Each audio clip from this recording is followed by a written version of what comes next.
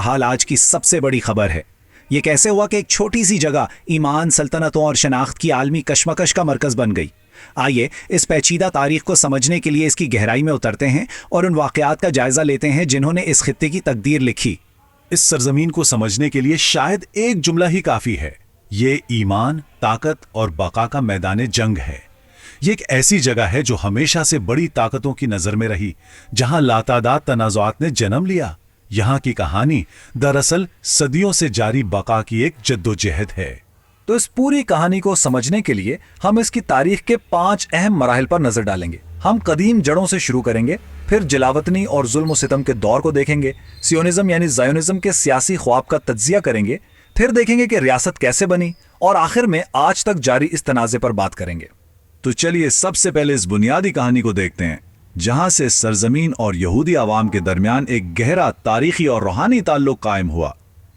ये वो दौर है जब यहाँ एक कौम ने अपनी शनाख्त की बुनियाद रखी और उसे अपना वतन बनाया। तो ये दौर इसराइल की तारीख में एक संगे मील की तरह था। बादशाह दाऊद ने यरूशलेम को अपना दारुल हुकूमत बनाया, फिर उनके बेटे सुलेमान ने वहां पहला हैकल तामीर किया जो कदीम इसराइल का रूहानी मरकज बन गया। लेकिन फिर 586 कब्ल मसीह में सब कुछ बदल गया। बाबली सल्तनत ने यरूशलेम पर कब्जा करके हैकल को तबाह कर दिया। ये एक बहुत बड़ा सदमा था और इसके बाद यहूदी अवाम को पहली बार बड़े पैमाने पर जलावतन होना पड़ा। ये एक ऐसा वाकया था जिसके असरात सदियों तक रहे। अब हम एक ऐसे वाक़े की तरफ बढ़ते हैं जिसने यहूदी अवाम की जिंदगी को तकरीबन 2000 साल के लिए बदल दिया। इस दौर ने उनकी शनाख्त पर बहुत गहरे असरात डाले, जब उन्हें अपनी सरजमीन से निकलकर पूरी दुनिया में बिखरना पड़ा और अपनी शनाख्त को जिंदा रखना पड़ा। तो 70 ईस्वी में रोमी सल्तनत ने दूसरे हेकल को भी तबाह कर दिया और इसके बाद जो ग्रेट डायस्पोरा यानी अजीम जलावतनी शुरू हुई, इसने यहूदी कम्युनिटीज को पूरी दुनिया में बिखेर दिया। हजारों साल तक ये लोग दूसरे मुमालिक में अकलियतों के तौर पर रहे और इस दौरान इन्हें अक्सर इम्तियाजी सलूक और जुल्म सितम का सामना करना पड़ा। और फिर आती है 20वीं सदी और एक ऐसा हौलनाक वाकया जिसने सब कुछ हिलाकर रख दिया। होलोकास्ट के दौरान 60 लाख यहूदियों के मुनज़्ज़म कत्लेआम ने एक खुद मुख्तार और महफूज वतन की जरूरत को और भी ज्यादा बढ़ा दिया।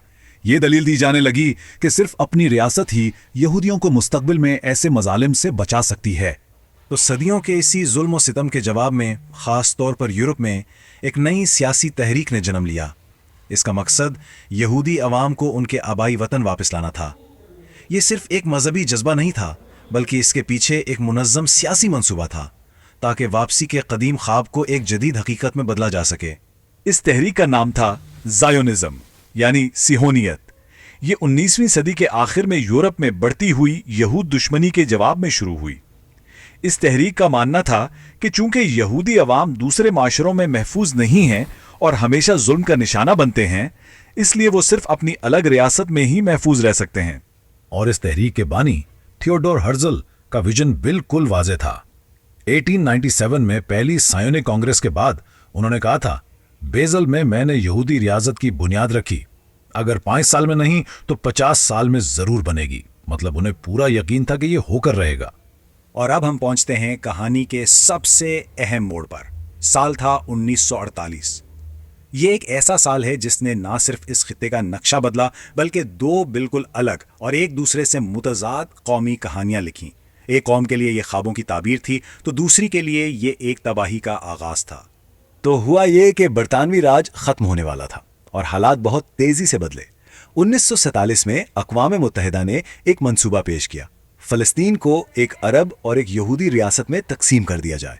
फिर 14 मई 1948 को डेविड बेन गुरियन ने इसराइल के क़याम का ऐलान कर दिया और अगले ही दिन आसपास के अरब ममालिक ने हमला कर दिया, जिससे अरब इसराइल जंग शुरू हो गई। यहाँ ये समझना बहुत ज़रूरी है कि इस एक ही वाक़े को 2 बिल्कुल अलग नज़रों से देखा जाता है। इसराइलियों के लिए ये उनकी जंग आज़ादी थी, उनके 2000 साल पुराने ख्वाब की ताबीर। लेकिन फ़िलिस्तीनियों के लिए ये नगबा था, यानी तबाही।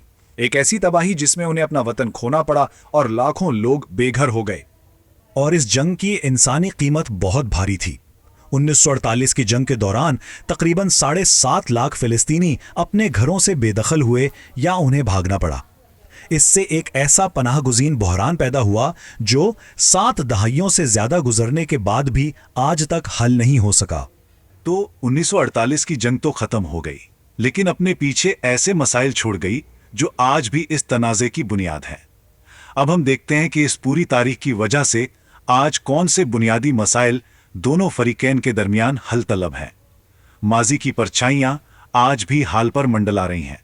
जो कुछ हमने अभी तक देखा उसकी वजह से आज ये पेचीदा मसाइल मौजूद हैं, जैसे यरूशलेम का मुस्तकबिल क्या होगा, एक शहर जो 3 बड़े मज़ाहिब के लिए मुक़द्दस है। फिर मगरबी किनारे में कायम इसराइली बस्तियों का मसला है, गजा की नाकाबंदी है, और सबसे बढ़कर फलस्तीनी पनाहगुज़ीनों का अपनी सरजमीन पर वापसी का हक। यही वो बुनियादी मसाइल हैं जो अमन की राह में सबसे बड़ी रुकावट हैं। तो ये पूरी तारीख देखने के बाद एक चक्कर सा नजर आता है ना, तबाही और फिर तामीर का। ये हमें इस अहम सवाल पर सोचने पर मजबूर करती है कि जिस सरजमीन की तारीख बका और तनाज़े के गिर्द घूमती है, वहां के लोगों का मुस्तकबिल क्या होगा। इस सवाल का जवाब शायद माजी में नहीं